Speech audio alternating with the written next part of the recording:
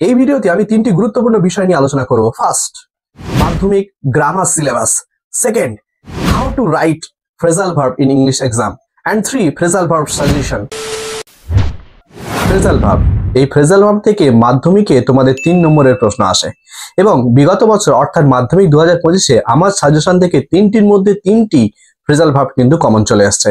সুতরাং তোমরা যদি চাও যে তোমরা মাধ্যমিক 2026-এ ফ্রেজাল ভার্ব কমন পেতে, তাহলে এই ভিডিওটি সম্পূর্ণ দেখো। পুরোপুরি কিন্তু ভিডিওটা দেখতে হবে, একটুও কিন্তু মিস করলে তোমরা কিছুই বুঝতে পারবে না। আমি এই ভিডিওতে এমন কিছু জিনিস নিয়ে আলোচনা করতে চলেছি যে বিষয়গুলো তোমাদের অবশ্যই জানা উচিত। সুতরাং ভিডিওটি কিন্তু সম্পূর্ণ দেখো। যারা ভাবছো ফ্রেজাল ভার্ব শুধু মুখস্থ করে পরীক্ষায় গিয়ে লিখে দিলে হয়ে যাবে, তারা কিন্তু এখনো ভুল ভাবছো।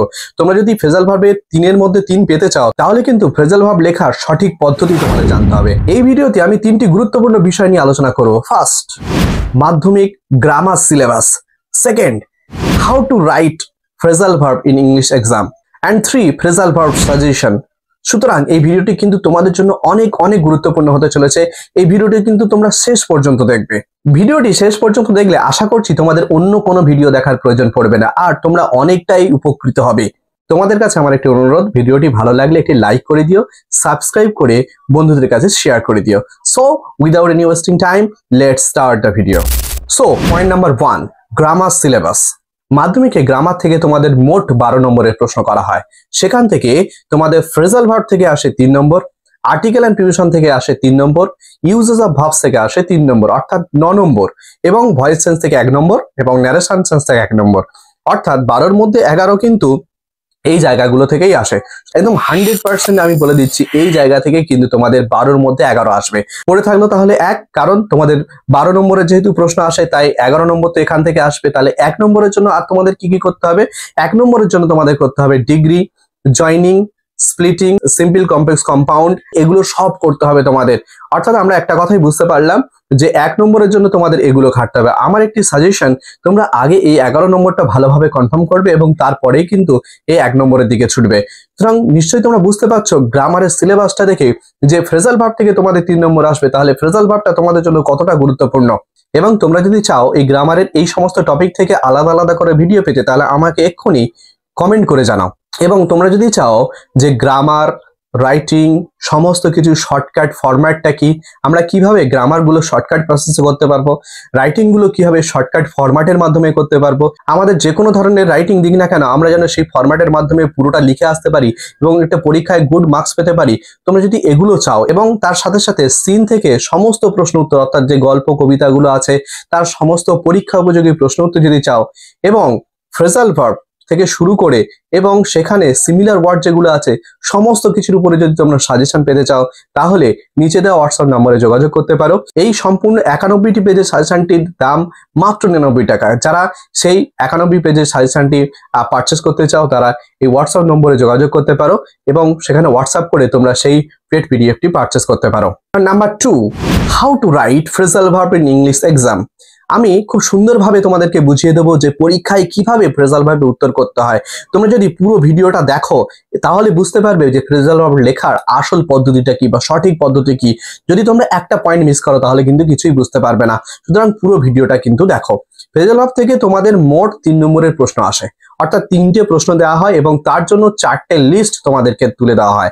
আমি পরস্পর খুব সুন্দর করে আলোচনা করছি। তোমরা এখানে দেখতে পাবে মোট 3টি কিন্তু প্রশ্ন দেওয়া আছে।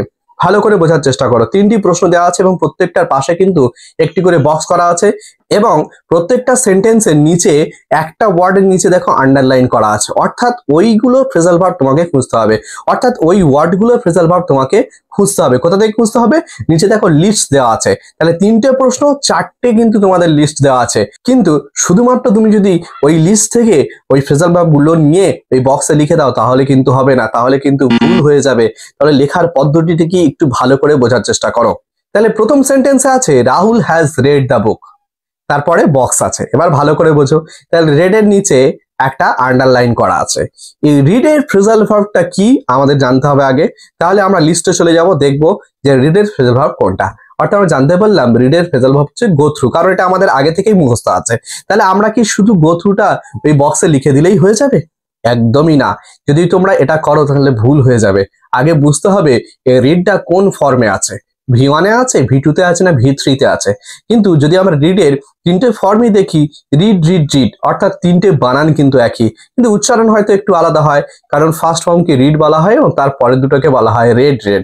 কিন্তু উচ্চারণ একটু আলাদা, কিন্তু বানান কিন্তু সম্পূর্ণ একই। তাহলে আমরা কি করে বুঝবো এই রেডটি কোন ফর্মে আছে? কিন্তু তার আগের যে ওয়ার্ডটি আছে সেটা কি আছে? হ্যাজ আছে। তাহলে হ্যাজ যখন থাকে তাহলে নিশ্চিত থাকতে পারো যে ভার্বটা তখন V3 তে থাকে। তাহলে তোমাদের যে গো থ্রু আছে, তাহলে গোটার কিন্তু ভার্বের থার্ড ফর্মে নিয়ে যেতে হবে, অর্থাৎ পাস্ট পার্টিসিপল ফর্মে নিয়ে যেতে হবে। তাহলে V3 মানে হচ্ছে পাস্ট পার্টিসিপল ফর্ম, তাহলে গো ওয়েন্ট গান, তাহলে গান থ্রু হয়ে যাবে। তাহলে উত্তর কি হয়ে যাবে? তাহলে গান থ্রু। কারণ হচ্ছে তোমাদের যে আন্ডারলাইন করা থাকবে যে ওয়ার্ডটি, সেই ওয়ার্ডটি প্রেজেন্টে আছে, পাস্টে আছে না পাস্ট পার্টিসিপেলে আছে, সেটা কিন্তু তোমাকে আগে বুঝতে হবে এবং তারপরেই কিন্তু উত্তরটা করতে হবে এবং প্রেজেন্ট পাস্ট বা পাস্ট পার্টিসিপেল অনুযায়ী কিন্তু তোমাদেরকে পরিবর্তন করতে হবে। তাহলে নিশ্চয়ই বুঝতে পারছো যে ওয়ার্ডটি আন্ডারলাইন করা থাকবে সেই ওয়ার্ডটি প্রেজেন্টে আছে, পাস্টে আছে না পাস্ট পার্টিসিপেলে আছে, আগে সেটা বুঝতে হবে এবং সেই অনুযায়ী কিন্তু ফ্রেজাল ভার্বের যে লিস্ট দেওয়া আছে সেই লিস্ট থেকে কিন্তু সেটাকে তোমাদের যদি V1 দেওয়া থাকলে এটাও V1 এ করে নিতে হবে, যদি আন্ডারলাইনে V2 তে থাকে তাহলে লিস্টের মধ্যে যে ফ্রেজাল ভার্বটি আছে সেটাও V2 করেই তোমাদেরকে ওই শূন্যস্থানে লিখতে হবে, তবেই কিন্তু তোমরা 1 নম্বর পাবে। দ্বিতীয় প্রশ্নটা কি আছে? হি রিকভার্ড ইয়েস্টারডে। তাহলে রিকভার্ড এর নিচে কি করা আছে? আন্ডারলাইন করা আছে। তাহলে রিকভার্ড এর ফ্রেজাল ভার্ব কি? লিস্টে দেখে নাও তোমরা, লিস্টে দেওয়া আছে কি? কাম রাউন্ড। তাহলে রিকভার্ড মানে V2 তে আছে। তাহলে আমাদের এই কাম রাউন্ডটাকে আমাদের কি করতে হবে? V2 করতে হবে। তাহলে কামের সেকেন্ড ফর্ম কি? কেম। তাহলে কেম রাউন্ড উত্তর হয়ে যাবে। তাহলে তোমরা নিশ্চয়ই বুঝতে পারছো, তাহলে কাম থেকে হয়ে যাবে কেম রাউন্ড। তৃতীয়টা যেটা আছে, রুবিসা অলওয়েজ রিমেম্বার্স হার ফাদার। এবার রিমেম্বার্স এর নিচে আন্ডারলাইন করা আছে। তাহলে আমাকে আগে খুঁজতে হবে কি যে রিমেম্বার্স এর ফ্রেজাল ভার্ব কি? আমরা সকলে জানি রিমেম্বার্স এর ফ্রেজাল ভার্ব হচ্ছে কল আপ।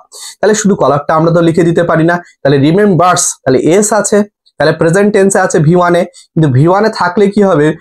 একটা এস যুক্ত আছে, তাহলে আমাদের কলের সঙ্গে কি যোগ করতে হবে? একটা এস যোগ করতে হবে, কলস আপ।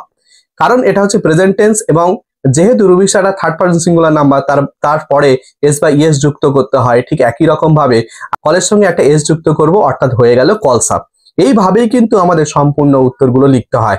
যদি তোমরা শুধুমাত্র লিস্ট থেকে নিয়ে তোমরা ওই বক্সে লিখে দাও তাহলে কিন্তু কোনো নাম্বার পাবে না। এই রকম পদ্ধতিতে তোমরা কিন্তু ফ্রেজাল ভার্বগুলো পরীক্ষায় লিখে আসবে, তাহলে তোমরা কিন্তু ফুল মার্কস পাবে। এবং নাম্বার 3, ফ্রেজাল ভার্ব সাজেশন। আমি এবার আলোচনা করব যে ফ্রেজাল ভার্বের কোন কোন সাজেশন গুলো তোমাদের জন্য ভীষণ গুরুত্বপূর্ণ, কোন কোন ফ্রেজাল ভার্ব গুলো মাধ্যমিক 2026-এ অতি অবশ্যই আসতে চলেছে। তোমরা পরস্পর দেখে নাও, তোমরা খাতা পেন নিয়ে বসে যাও, সেগুলো লিখে নিতে পারো অথবা স্ক্রিনশট করে নিতে পারো, অথবা ডেসক্রিপশন বক্সে আমি একটা লিংক দিয়ে দিচ্ছি, তোমরা সেখানে গিয়ে সেই ফ্রেজাল ভার্বটা কিন্তু ডাউনলোড করে নিতে পারো। সুতরাং ভালোভাবে কিন্তু দেখে নাও যে কোন কোন ফ্রেজাল ভার্ব গুলো মাধ্যমিক 2026-এর জন্য অতি অবশ্যই গুরুত্বপূর্ণ হতে চলেছে। এই সেই ফ্রেজাল ভার্বের সাজেশন তোমরা ভালো করে দেখে নাও। এখান থেকে কিন্তু এই প্রথম পেজ থেকেই মাধ্যমিক 2025-এ 3টি ফ্রেজাল ভার্ব কিন্তু কমন চলে এসছে। সুতরাং তোমরাও ভালোভাবে এই ফ্রেজাল ভার্বগুলো পড়ো, আশা করছি এখান থেকে তোমাদের কমন আসবে। ভালো করে লিখে নাও বা স্ক্রিনশট করে নিতে পারো, বা তোমরা ডেসক্রিপশন বক্সে গিয়ে সেখান থেকে ডাউনলোড করে নিতে পারো। আর তোমরা নিশ্চয়ই বুঝতে পেরেছো যে শুধুমাত্র যদি আমরা ফ্রেজাল ভার্ব মুখস্থ করে আর সেই ফ্রেজাল ভার্বটাই গিয়ে বক্সে লিখে দিই তাহলে কিন্তু আমরা নাম্বার পাবো না, কারণ আমি যেভাবে বলেছি ফ্রেজাল ভার্ব কিভাবে লিখতে হয় এই সঠিক পদ্ধতিতে লিখলেই তবেই কিন্তু তোমরা একটা ভালো নাম্বার পাবে। সুতরাং এগুলোর উপর গুরুত্ব দেবে, এগুলো গুরুত্ব দিলেই নিশ্চয়ই তোমরা ফ্রেজাল ভার্বে 3-এ 3 পাবে। আজ এই পর্যন্ত, দেখা হবে অন্য কোনো ভিডিওতে। ধন্যবাদ সকলকে।